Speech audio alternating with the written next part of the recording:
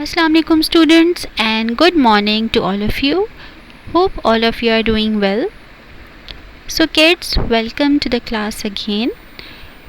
As you all know, my name is Nida Sahar and I am your science teacher. In today's lecture, I am going to review the chapter How Plants Live. This is our first chapter. Do you remember the points that we had discussed in this chapter? We had discussed about the plant habitat, importance of plants, terrestrial plants and their types, aquatic plants and their types. So let's begin. First, importance of plants. Kids, can you tell me why plants are important for us? Plants are important for us because they provide us oxygen and they absorb carbon dioxide. They give us food and medicine. They prevent flooding. Plants also provide us wood, which is useful in making many different materials, many different things. So kids, let's watch an interesting video about the importance of plants. Do you see plants and trees almost everywhere around us? Wondering why they are so important? Plants are very important to planet Earth and to us. Firstly, plants are important for the air we breathe. Plants release oxygen which we breathe in and helps us survive. Plants also use up carbon dioxide which we exhale. This means plants and humans depend on each other to survive. Secondly, plants such as the trees, grass, shrubs protect the land and soil from washing away. Plant roots also hold soil together. Thirdly, plants provide delicious food and fruits to eat. Crunchy apples, juicy watermelons, and yummy lettuce in our burgers. Plants provide many nutrients, vitamins, and water when eaten. Additionally, plants provide shelter and protection for many animals. Birds build their nests on trees, squirrels make homes in trees, and humans also use wood to build wooden homes. Okay kids, now the types of plants. On the basis of habitat, there are two main types of plants: terrestrial plants and aquatic plants. Terrestrial plants are those plants that grow on land, and aquatic plants are those plants that grow in water. First, I am going to review terrestrial plants. So kids, what are terrestrial plants? Plants that grow on land are called terrestrial plants. Most of the plants grow on land. Terrestrial plants can be found on cold hilly areas, warmer climate, hot and wet places, deserts, marshy or coastal areas. You remember the first category of terrestrial plants that are found on cold hilly areas. And what are their features? Trees in cold hilly areas are generally tall and straight, as you can see in the picture.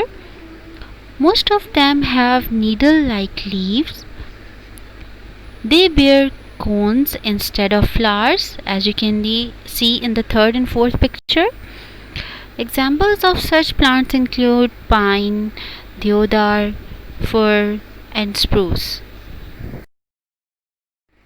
Now the second category of terrestrial plants are those plants that grow in warmer areas. These plants have characteristics to grow in warmer areas, means they are adapted to grow in warmer places. They shed their leaves in winter. They have thick trunk, broad and round canopy, as you can see in the picture. They have dense green leaves. Examples of such plants include mango tree, peepal, and shisham. In the first picture you can see this is the mango tree, and in the second picture this is the peepal tree. The third category of terrestrial plants are the plants that grow in hot and wet climate. Kids, do you remember their features?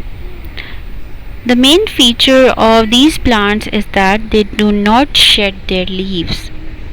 That's why they are known as evergreen trees.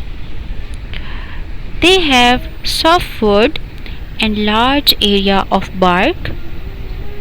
Examples of such plants include coconut, teak, rubber, and pepper. In the first picture, this is the coconut tree, and in the second picture, this is the rubber tree.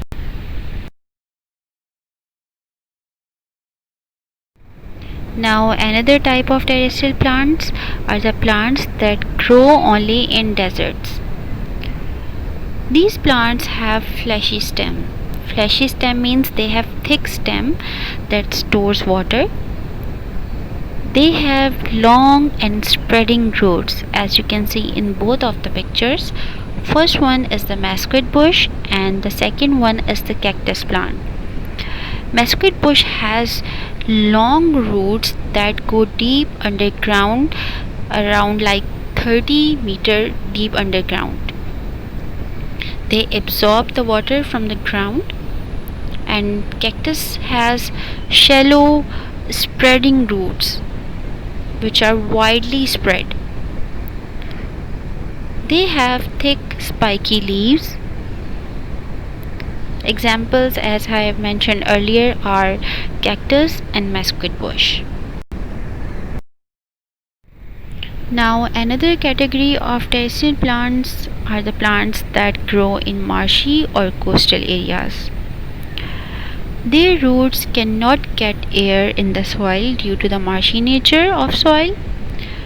The distinct feature of these plants is that they have breathing roots. As you can see in the picture, the breathing roots that grow above the soil. Examples of such plants include mangrove tree. Now, the aquatic plants. Plants that grow in water are called aquatic plants. There are three types of aquatic plants. Kids, can you name them? I'm sure you can. Floating plants, fixed plants, and underwater plants. Now, the floating plants. As their name indicates, they float on the surface of water because they are light. They have roots that hang in the water. They are not attached to the bottom. Gas exchange occurs through the top surface of the leaf. Examples include water hyacinth and duckweed. This is water hyacinth and this is duckweed. So this is water hyacinth. It has flattened leaves and the upper part of the purple flowers have blue and yellow markings.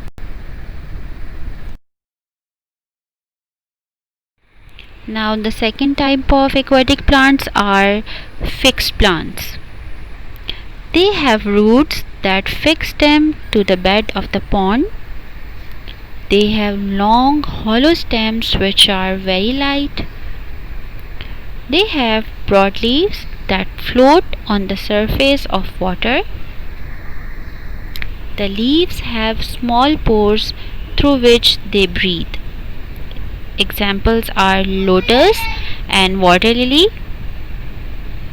This is lotus and this is water lily. So here is another view of the beautiful plant lotus. As you can see how beautifully it is blooming, and the leaves and the flower, they are floating on the surface of water. Now the third category of aquatic plants are underwater plants. They are also known as submerged plants because they grow under the water. They have narrow leaves with no pores. They breathe through their body surface. They get water and carbon dioxide from their aquatic environment. These plants still get their energy from the sun because sunlight can pass through water. Examples include take grass and pondweed. This is take grass and this is pondweed. So this is grape grass. As you can see, it has long and narrow leaves. These leaves arise from their roots. They are about an inch wide and can be several feet long. So kids, that is all for today's lecture. In the next class, we will start our new chapter, our fourth. Till then, all of you stay home, stay safe and study hard. Take care and Allah Hafiz and keep smiling.